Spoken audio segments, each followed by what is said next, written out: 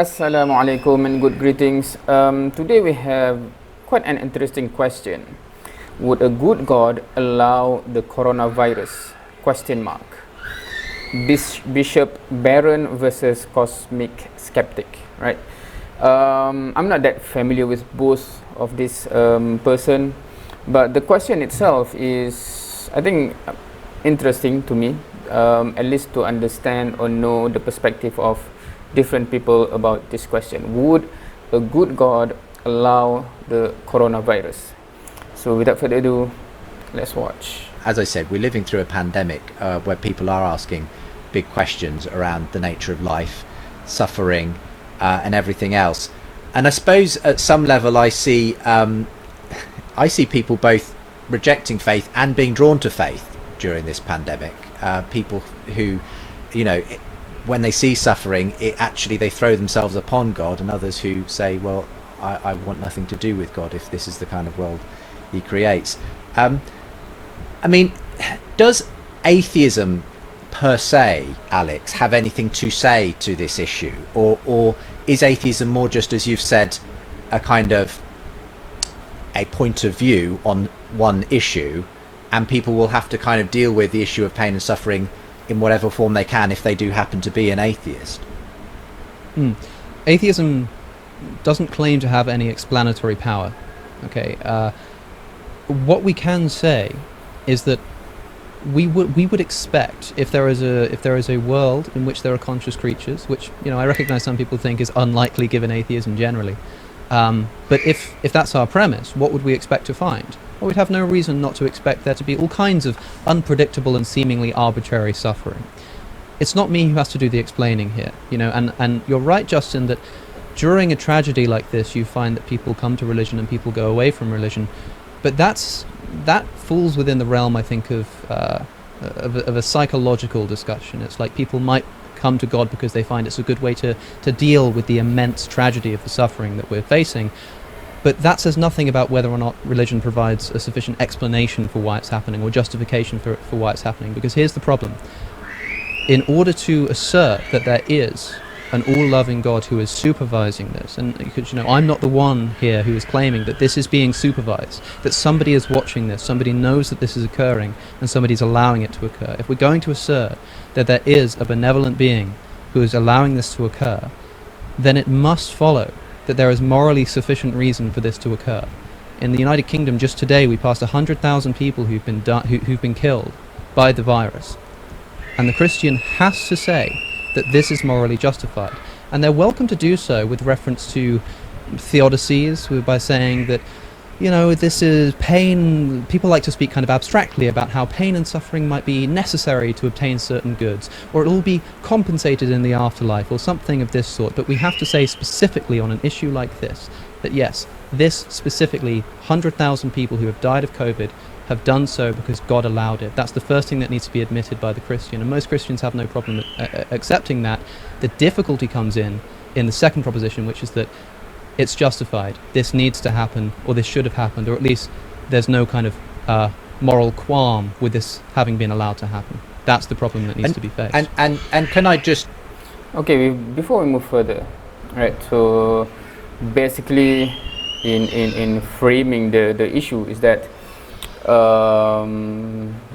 number one, as he mentioned, there's no problem from a Christianity point of view, and also from Islamic perspective, that to say that yes, God allowed this to happen, otherwise it will not happen in the first place, right? Any tragedy, including coronavirus. And then second, is there then how do you reconcile or address the moral issue there, right? So I think from the Islamic perspective, it's quite straightforward to answer this question, the second one. But I'm interested to know what would be the Christian perspective, at least from the perspective of this guy here, who I'm not familiar with, but I guess he is talking from the perspective of Christianity.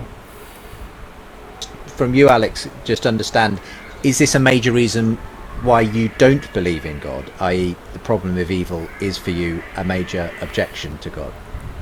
Yeah, call it not an active cause of my atheism, but a sustaining cause. It wasn't the reason why I left the faith originally, but it's one of the reasons that prevents me from re-entertaining the idea. I mean, as we've discussed, there are plenty of seemingly plausible arguments to say that there's a necessary being at the bottom of contingent chains in the universe, that there's a being who sustains things, that there's an arbitrary first cause or something like this. But to say that this first cause is a loving God who will preside over the kind of suffering that we've seen, not just in the human context of something like the coronavirus, but also the hundreds of billions and trillions, if you include sea life, of animals who are going through suffering that we wouldn't even be capable of imagining, there seems to be no explanation for this. Okay, so this is a huge question that we're trying to, we're taking on the small questions today. Yeah, where are you going to begin with this, Bishop Barron? Well, how about with Aquinas? In the Summa, when he poses the question, "Utrum Deus sit," is there a God? And Aquinas famously puts up objections first, right? Well, two of them we've talked about. One is that nature is a self-contained system. There's no need to go outside of nature to explain what's going on within nature. That's objection one. Objection two, and Thomas states it, I think, more elegantly than anyone in the tradition, and I include the atheist tradition. Thomas said, if one of two contraries be infinite, the other would be altogether destroyed. So if there were infinite heat, there'd be no cold. That's his example. But God is called the infinite good. Therefore, there should be no evil if there's an infinite good. But there is evil. Therefore, there is no infinite good. That's a good argument. That's an elegantly stated argument. And it's what has been argued for millennia, right? It's the perennial objection. Now, I'm sure everyone here knows the classical response, rooted in people like Augustine, repeated by Aquinas, that God doesn't cause evil, but God is so good that he draws good out of evil that might not have existed without evil. He permits evil to bring about a greater good. Now, can we see that sometime? Sure. I mean, there's obvious examples in our ordinary experience of evils that actually produce a great good. Can we very often not see it? Well, yeah, of course. I'd say even typically we don't see right away, oh yeah, that's the reason why that was permitted. So do we hold as theists that God is providentially ordering the whole of the universe? That, as Jean-Pierre de Caussade put it, everything that is in some sense the will of God, either actively or permissively. Yeah, I think we are obliged to hold that view.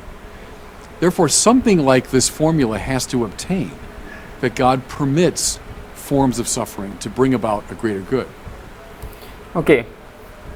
So far, if I can understand correctly, it is the premise from the Christianity perspective of God allowing suffering and evil to happen is to eventually to lead to a greater good. Is that accepted across the board in Christianity?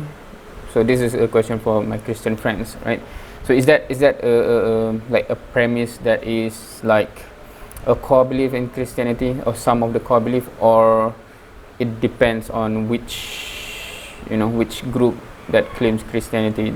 They have differences in that, because that in itself it's quite interesting, because to justify that it's quite interesting for me, because let's listen first.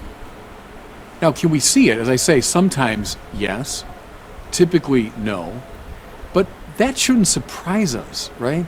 If we're talking about not one contingent cause among many, so someone who might be ordering things in one corner of the universe, but of God, ipsum esse, the creator of all things, whose preserve is all of space and all of time, is it at all likely that we're going to see the full implications of whatever is happening, the full implications across space and time of what's being permitted?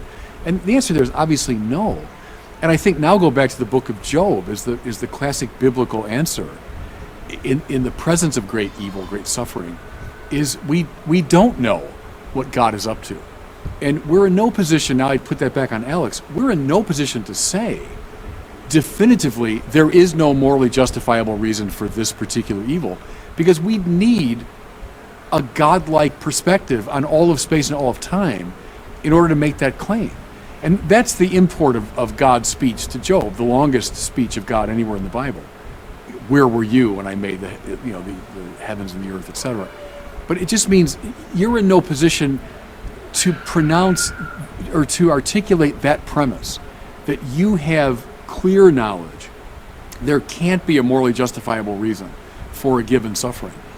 It seems to me that from a purely logical standpoint, the argument's not that compelling. It is filled with emotional power. I completely get it. Like anybody who's lived more than 2 years on planet Earth, I've suffered in my life and wondered why and asked the question. Of course I do. And then as Alex and many others point out, the really horrific suffering that we can see at all levels of a sentient being. Sure, I get it. I totally get the emotional power of that. But it seems to me from a strictly logical standpoint, it's not a compelling argument because it assumes you have a godlike perspective. This, of course, is not. It doesn't need to be framed in a logical way. Of course, the logical problem of evil has been famously made by a number of atheists, but this can also just be seen as an inductive point, right? Because what's being said here, in many elegant words, I believe, is essentially, in the context of the coronavirus, which is how you originally brought this up, Justin, is the claim that it's worth it. We don't know what for, but it's worth it. 100,000 people have been killed by this virus, which, if it is the case that some good was necessitated by the death of these people, humanity seems to have been getting on just fine for around 200,000 years before the coronavirus appeared on the scene. I don't see why now, all of a sudden, it's now necessary to bring in this new virus to produce some good that everybody else seemed to do without. And you have to turn around and say that the reason this is happening is because it's worth it. And someone asks you, well, what on earth for? What on earth is this worth it for? 100,000 people. Why couldn't it be 9,999? Why couldn't one person have been spared? Why couldn't one person's of suffering have been marginally less? Surely the same kind of goods of community spirit or whatever it is that you think the good is that's come out of this coronavirus could have been achieved with one less person dying. And not only does God turn around and say, well, listen, you don't know what I know. Yeah, just wait and see. He turns around and says, who is this that darkeneth counsel by words without knowledge? How dare you even suggest that you know better than me? How dare you even ask the question? How dare you question that me allowing this to happen is a good thing, is worth it? And you have to look at your dying father in the eyes and say, I'm sorry, I'm not allowed to say that this is a tragedy, because I know that from a divine perspective, the only way to reconcile my Christianity is to say not just that this is some kind of tragedy with an explanation, but no, this is worth it, this is good, this brings about something better. I don't think that's a task that can be done. Yeah, but who are you or I or anyone to say? How do we know? How would anyone, we'd have to have a godlike grasp of all of space and all of time to make a judgment, pro or con. Neither one of us, no one can make that judgment. And I mean, you can characterize it the way you did in a sort of flip manner, but that God permits evil to bring about some greater good, I don't know what that is. How do I know specifically what that is? Though I can state the principle, I think, legitimately. But I don't know. How do I know? How does anybody know? I think it's arrogant on either side, in a way, to claim that knowledge. Well, then, I know that God exists on other terms. So, I mean, I think through various paths and various rational means, I know that God exists. I also know that evil is present in the world. So I've got to find a way to reconcile those. It seems to me the principle achieves that. The details of it, I don't know. How would I possibly know? Well, perhaps I can elucidate the problem I have with this view by asking you a question. Bishop Barron, would you say, for instance, that it is bad when a woman has a miscarriage or a baby is ripped from the arms of its mother in a tsunami? Would you say this is a bad thing? Sure.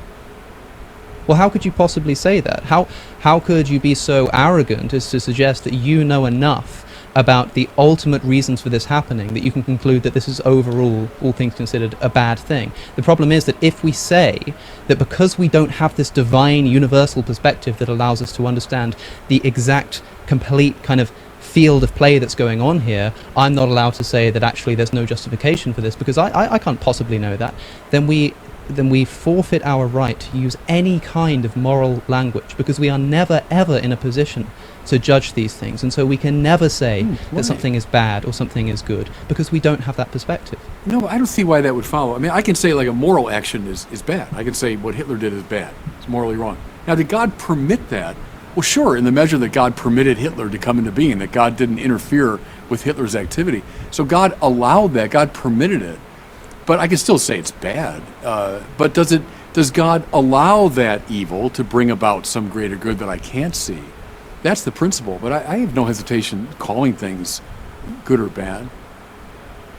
Okay, so that's part, I think, a clip from the longer 1.5 hour conversation, which is interesting. Now,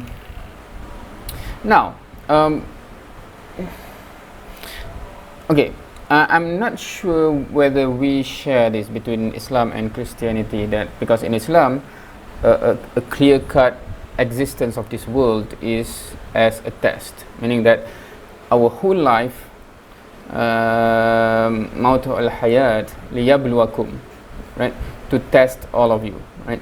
So it is a test, and some people are being tested with wealth, which from human perspective we think that it is good.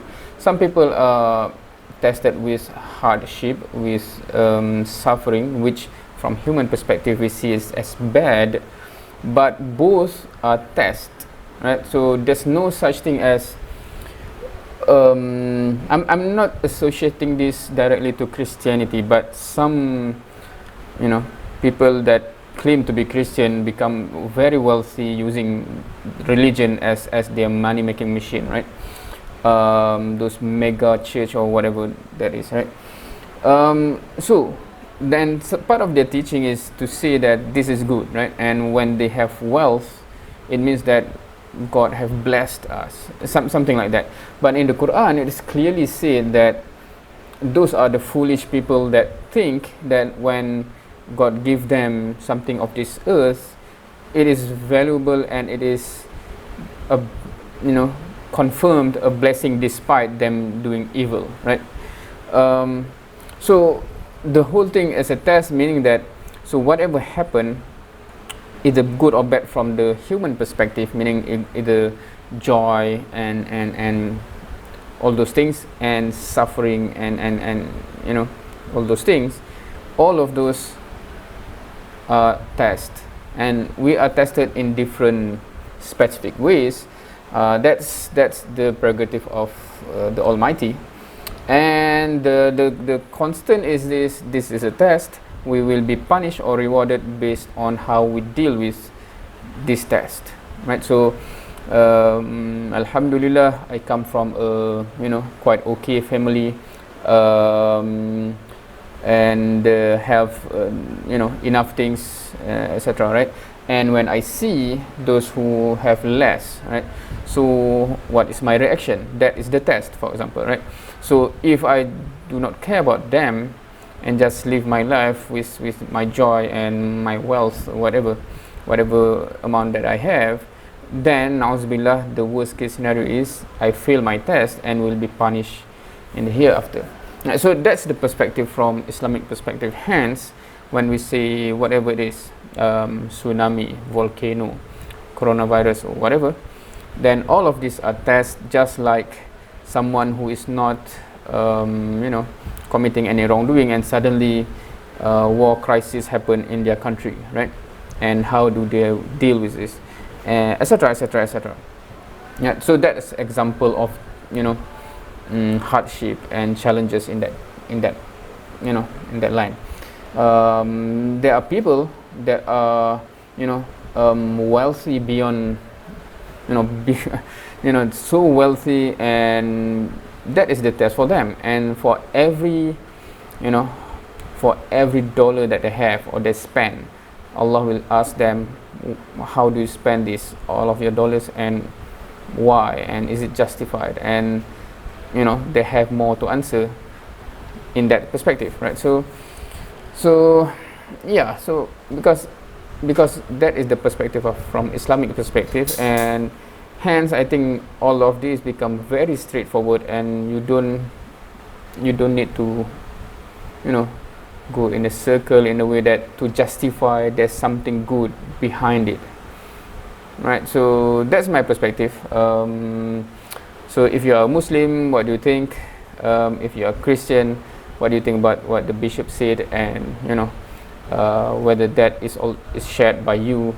And of course, if you are an atheist, not many that from atheist background that watch my channel so far, what is your perspective? Is this one of the reason why you do not accept, you know, the existence of God? Is this enough to say that it is a proof enough that God does not exist? Because if He exists, this should not happen. Right? From Islamic perspective, that is answered. You know, it's not a problem. It's not a contradictory. It's not a moral dilemma. Yep. Share your you know, thoughts and opinion. Thank you for watching. See you next time.